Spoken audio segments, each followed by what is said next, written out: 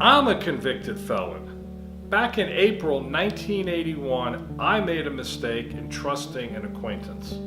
That mistake got me arrested, convicted, and sentenced to 5 years in state prison for possession of Quaaludes. After completing 2 years in prison, 2 years parole, and being released from all government supervision, I applied to Florida's Office of Executive Clemency to have my civil rights restored.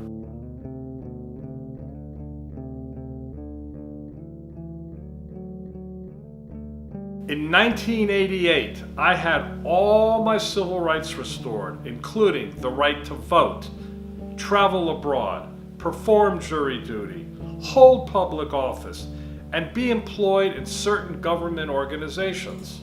I was lucky. The process only took me a few years. Since then, I've created a wonderful life for myself. I've quite literally gone from the outhouse to the penthouse. Today, I'm a successful insurance broker, real estate investor, published author, and founder of a nonprofit charity that saves the lives of pets in distress. I hold the proud distinction of being the first convicted felon to be issued a real estate license in Florida and the first convicted felon in Florida to be issued an insurance license. That was a big deal. I made a mistake when I was young. I served my time, and I have done incredibly well with my life because I was afforded a second chance. Fortunately, I didn't have to deal with a governor like Rick Scott.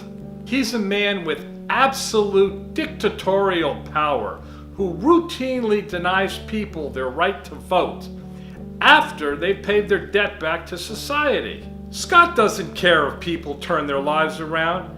He wants to keep them as second-class citizens forever.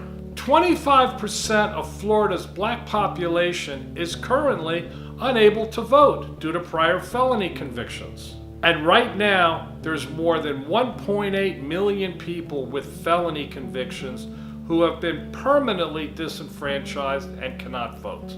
There is, of course, a massive irony in all of this.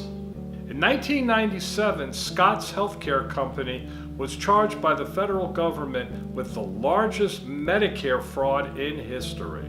Scott lied his way out of criminal prosecution and a felony conviction. He could have easily ended up as one of the millions of Floridians who are currently without their civil rights. But justice looks different for millionaires.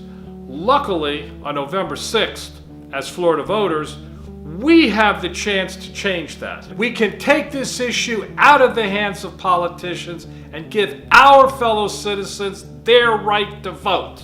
You'll be amazed with what they can do with it if given the chance to be treated like everybody else. Take it from my life experience. I was given a second chance and I made it count. Others deserve the shot I got. Vote for Amendment 4.